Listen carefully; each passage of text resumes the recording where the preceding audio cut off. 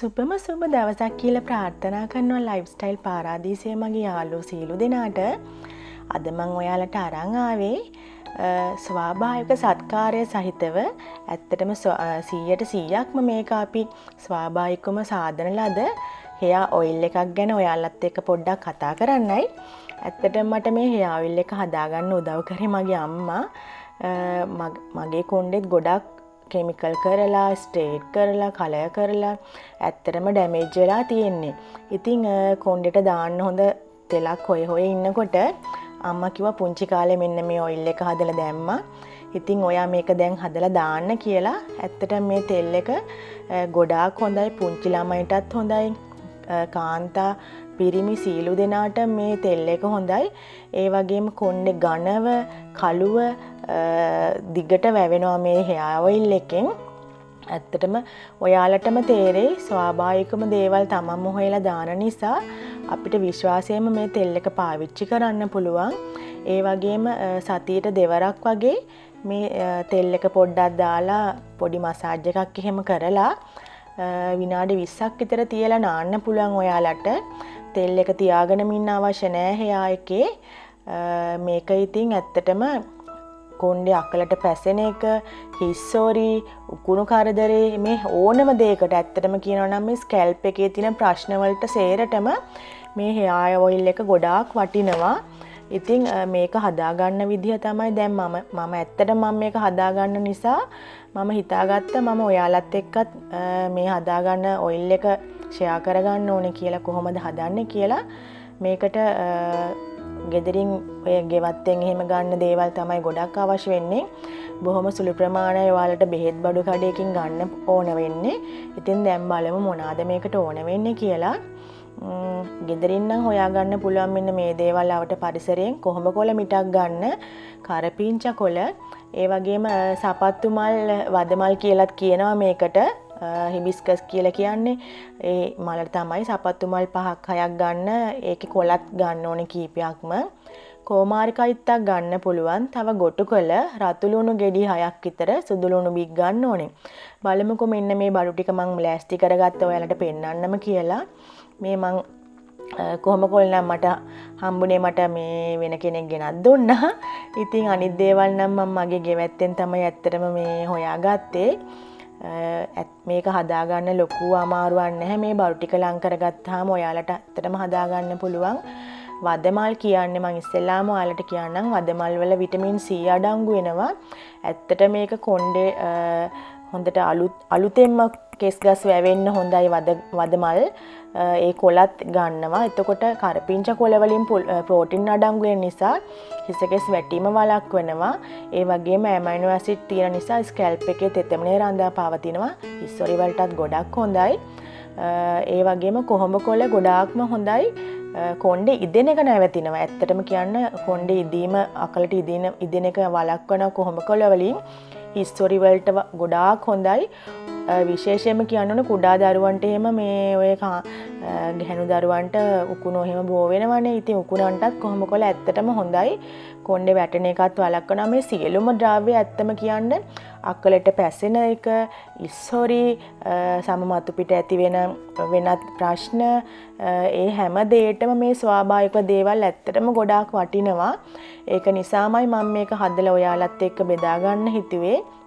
මෙන්න මේ බඩු ටික නම් ඔයාලට ගන්න වෙන්නේ හැබැයි බෙහෙත් බඩු කඩේකින් කළුදුරු ඇට කියන જાතිය. කළුදුරු ඇට කියන එක මේක බ්ලැක් සීඩ් කියලාත් කියනවා. මේක මට ඔයිල් එකකුත් හම්බ වුණා. මං ඉතින් ඔයිල් එකත් ඇත්තටම දැම්මා. උළුහාල් ඇට ඕනේ. ඒක චුට්ටක් පෙඟෙන්න තියලා පොඩ්ඩක් වේලලා ගන්න එක තෙත ඇරලා ස්වාභාවික හෙනා කුඩු වෙනුවට ඔයාලලා ගෙදර තියෙනවා නම් මරතෝන්ඩි කොළ කියන එක මරතෝන්ඩි කොළ මිටක් දැම්මත් කමක් නැහැ. මේ අපි සාමාන්‍යයෙන් හෙයා ඩයි කරන්න ගන්න හෙනා එක නෙමෙයි මේක ස්වාභාවික හෙනා කුඩු එක. ඒ කියන්නේ හෙනා ගහෙන්ම ගන්න කුඩු එක තමයි මේක. මේක නම් මම බෙහෙත් බඩු කඩෙන් ගත්තේ. මේක කළු වෙන එක නෙමෙයි. මතක තියාගන්න හොඳටම කොණ්ඩේ කළු කරන්න ගන්න එක නෙමෙයි මේක. ඒ වගේම සැවැන්දරා මුල් කිහිපයක් ගන්න පුළුවන්. රතු ලුණු ටිකක්, රතු ලුණු ගෙඩි 6ක් 7ක් විතර ගන්න. සුදු ලුණු බික් 5ක් ගන්න. රතු ලුණු ගොඩාක් හොඳයි. කොණ්ඩේ ඝනකම වෙනවා රතු ලුණු වලට. ඒ වගේම ශක්තිමත් වෙනවා. වර්ධනයට ගොඩාක් උපකාරී වෙනවා මේ රතු ලුණු.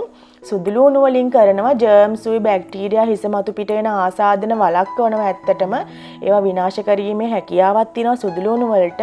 හිස රදයටත් ඒ වගේම ගොඩාක් හොඳයි. සුදු ලුණු වලත් විටමින් C අඩංගු වෙලා තියෙනවා.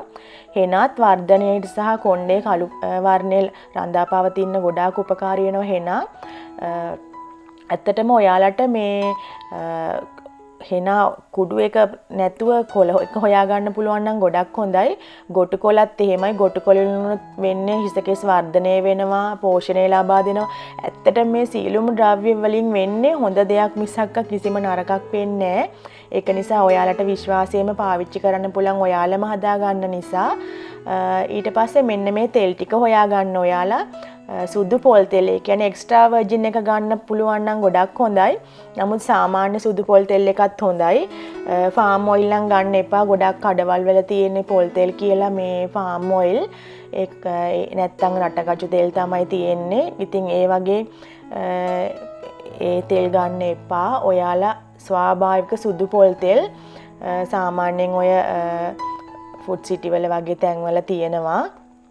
ඒ වගේ සුදු පාට එක්ස්ට්‍රා වර්ජින් එක නම් ගොඩාක් හොඳයි. එඬරු තෙල් තව ඕනේ එඬරු තෙල් අවශ්‍ය වෙනවා.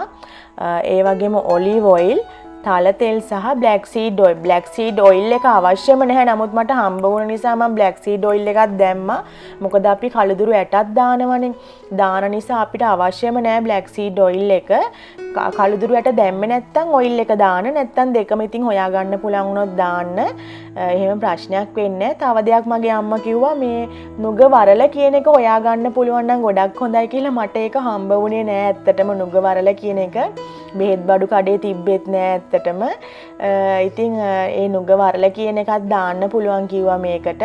නමුත් මට ඒක හම්බ වුණේ නැහැ. ඔයාලට හොයාගන්න පුළුවන් වුණොත් ඔයාලා දාන්න මේකට. ඒක ප්‍රශ්නයක් නෑ. ඔලිව් ඔයිල් එකත් එක්ස්ට්‍රා වර්ජින් එක ගන්න පුළුවන් නම් හොඳයි. නැත්තම් සාමාන්‍ය ඔලිව් ඔයිල් එකත් ගන්න පුළුවන්. සමහර හිතනවා මේ උයන්න ගන්න ඔලිව් ඔයිල් එකයි කොණ්ඩේට දාන ඔලිව් ඔයිල් එකයි දෙකක් කියලා. එහෙම නෑ. එක ඔලිව් ඔයිල් එකයි තියෙන්නේ. ඉතින් ඒක කොණ්ඩේට දාන්නත් පුළුවන්, කෑමට ගන්නත් පුළුවන්, පිසීමේ දේවල් වලට අපිට ගන්නත් පුළුවන් ඒ ඔලිව් ඔයිල් එක. තල තෙලුත් සාමාන්‍ය තල තෙල් තමයි ගන්න ඕනේ.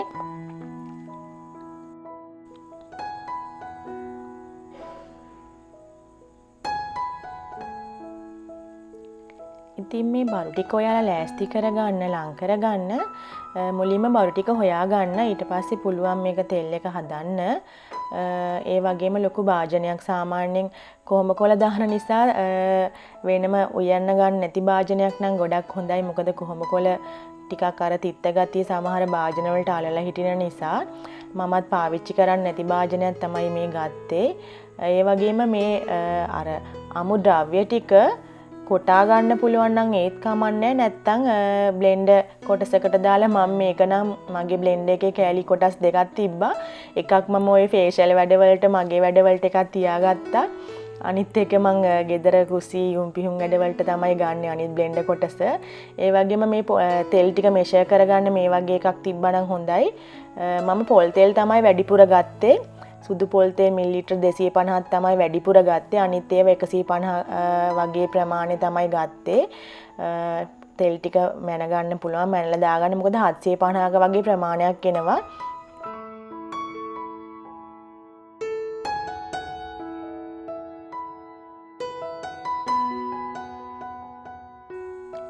තෙල් වලට වඩා අර මේ ගන්න ද්‍රව්‍ය ගන්න එපා. බොහොම පොඩ ගන්න ග්‍රෑම් 50 වගේ හරි 30 වගේ හරි. මොකද තෙල් වලට උනා ගන්න නිසා නැත්තම් තෙල් මදි වෙනවා. ගොඩාක් ඉතින් ලොකුවට හදා ගන්න අවශ්‍ය නැහැනේ. සාමාන්‍ය මේ මිලිලිටර් 750ක වගේ ප්‍රමාණයක් ගොඩාක් කල් වලට තියාගෙන පාවිච්චි කරන්න පුළුවන් ගෙදර හැමෝටම වගේ. ඒක නිසා අර ද්‍රව්‍ය පොඩ්ඩක් අඩු කරලා මේ ගන්නකොට ගන්න.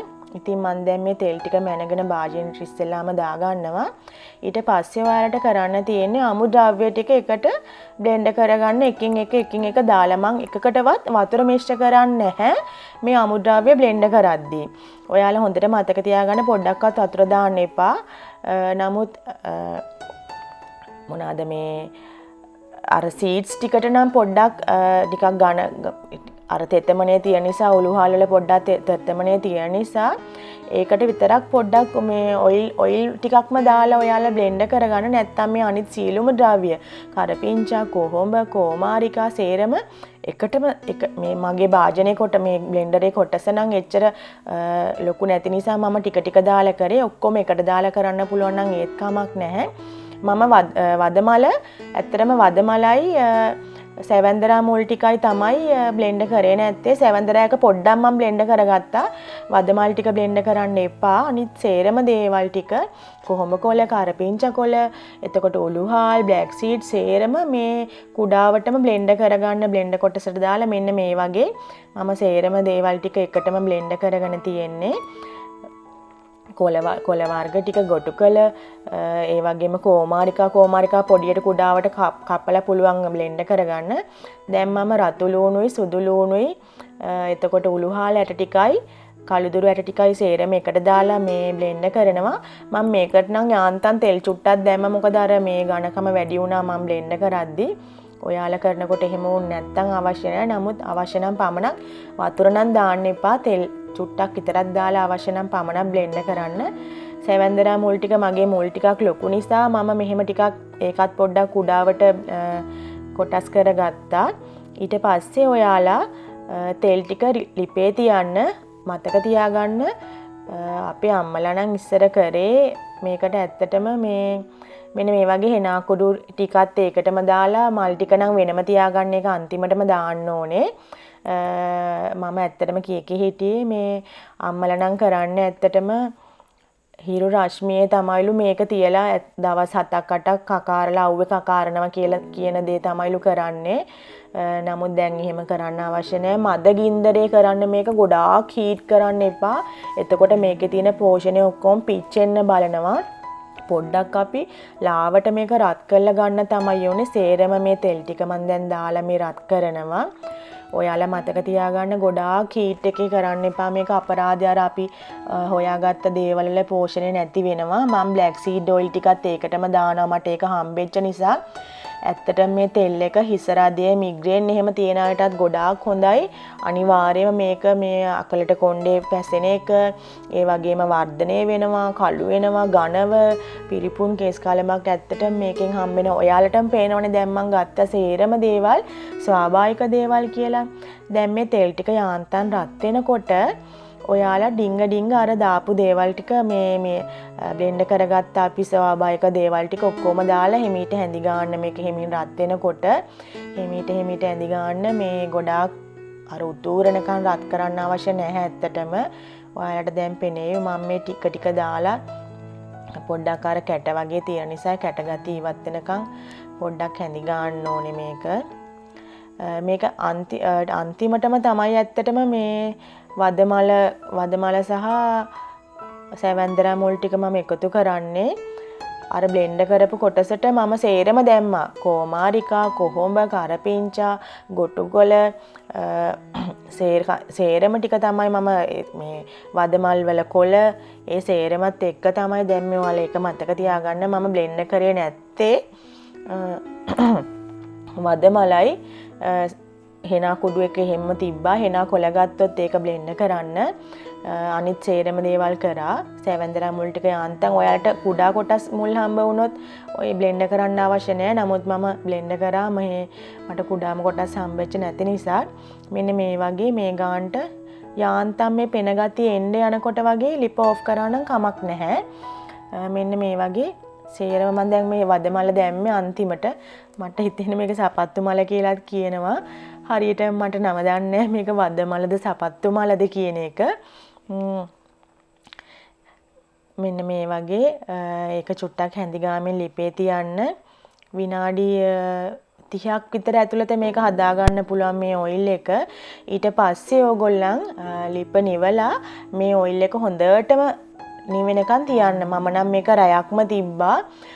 රැයක්ම මේ ඔයිල් එක මම නිමෙන්න තිබ්බා. මොකද තව දෙයක් වෙනවා මේ ඔයිල් එක චුට්ටක් අර නිමෙන්න තියෙන එකෙන් අර කොළවල එතකොට අර අපි දාපු ස්වාභාවික දේවල් වල සේරම සංඝටක ඔක්කොම මේ තෙල් එකට උරා ගන්නවා. ඒක නිසා ගොඩක් හොඳයි මේක දවසක්ම තියන්න පුළුවන් නම් නිවෙනකන් තියන්න. එතකොට අර තෙල් එකට සේරම දේවල් ටික මිශ්‍ර වෙනවා හොඳට. මෙන්න මේ වගේ ආන්තම් පෙනෙන්න ගන්නකොට ලිප ඔෆ් කරන්න. මම දැන් මේක රැයක්ම තියාගත්තා. ඊට පස්සේ අපි බලමු කොහොමද මේක බොටල් එකකට දාලා ඔයාලට පාවිච්චියට සුදුසු විදිහට ඔළුවේ ගන්න සුදුසු විදිහට කොහොමද ගන්න කියලා. මේක ඔයාලා නැවත නැවත පාවිච්චි කරද්දී ඔයාලට හිතුනොත් මේක පොඩ්ඩක් මම රත් කරලා ගන්න ඕනේ වගේ කියලා ඩබල් බොයිල් කරලා ගන්න. එකපාරටම මේක අල්ලන්න එපා ලිපට. සාමාන්‍යයෙන් වතුර එකක් උඩ තව භාජනයක් තියලා ඩබල් බොයිල් කරන්නේ අපි. මමත් කරන්නේ ඒ විදිහට තමයි. ඒ පොඩි ඇල්මිනියම් භාජනයකට දාලා මේ වතුර එකක් උඩින් දාලා ඒ වගේ ඩබල් බොයිල් කරන්න. මෙන්න මේ වගේ නෙට් වගේ රෙදි කෑල්ලක් නම් ගොඩක් හොඳයි. ඒකෙන් ඉක්මනට පෙරා ගන්න පුළුවන්. මොකද මේ ද්‍රව්‍ය ටිකක් ඝනකම නිසා මේ වගේ නෙට් වගේ මේ රෙදි කෑල්ල පිරිසුදු රෙදි කෑල්ලකට අරන් සේරම ටික පෙරා ගන්න හොඳට අර රොඩු ටික අයින් වෙනකන්.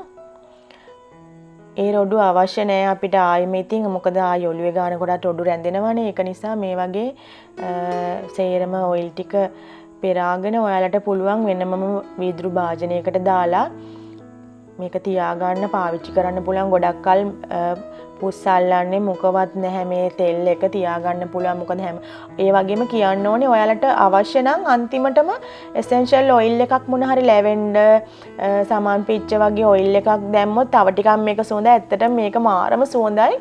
මං හැදුවට පස්සේ මේක මේ හරිම සුවඳයි. කිසිම අර සමහර ඔයිල් ಜಾති තියෙනවනේ ඔලුවට දාන්න බෑ ගඳක් වගේ තියෙනවා. බෙහෙත් තෙල් ගඳයි. නමුත් මේකේ එහෙම කිසිම ගඳක් එන්නේ නැහැ. ඇත්තටම ඔලුවට දානකොටම හරිම සනීපයි. ඔලුව කැක්කුම තියෙන අයට සමහර මිග්‍රේන් තියෙන අයට ඔය ටිකක් අර ස්මෙල් එක තියෙන තෙල් එහෙම දාන්න බෑ. නමුත් මේ තෙල් එකේ එහෙම නරක ස්මෙල් එකක් එන්නෙත් නැහැ. ඇත්තටම ස්වාභාවික දේවල් ඔයාලට බය නැතුව පාවිච්චි කරන්න පුළුවන්. තියාගෙන පුංචි ළමෙක්ට උනත් මේක හොඳයි. ගෙදර ඕනම කෙනෙක්ට හොඳයි. ඔයාලම දැක්කනේ මම දැම්මේ මේ ස්වාභාවික දේවල් කියලා. ඉතින් මේක ඕගොල්ලෝ හදලා බලන්න. ඇත්තටම මම මේක පාවිච්චි කරන්න කියලා තමයි මම ඇත්තටම හැදුවේ. මොකද මගේ කොණ්ඩේ ඩැමේජ් වෙලා තියෙන්නේ. ඒ වගේම මම ඩයට් එකක හිටියා. ඉතින් ඩයට් එකෙන් මගේ කොණ්ඩේ දැන් ටිකක් යන්න බලනවා. ඒක නිසා මම ඒකට පිළියමක් විදිහට තමයි මම මේ ඔයිල් ට්‍රීට්මන්ට් එක කරන්න මේක හදාගත්තේ. එහෙනම් ඔයාලත් හදලා බලන්න. සුබ දවසක්. ආයෙත් අපි හම්බ වෙමු. ගොඩක් ආදරේ හැමෝටම.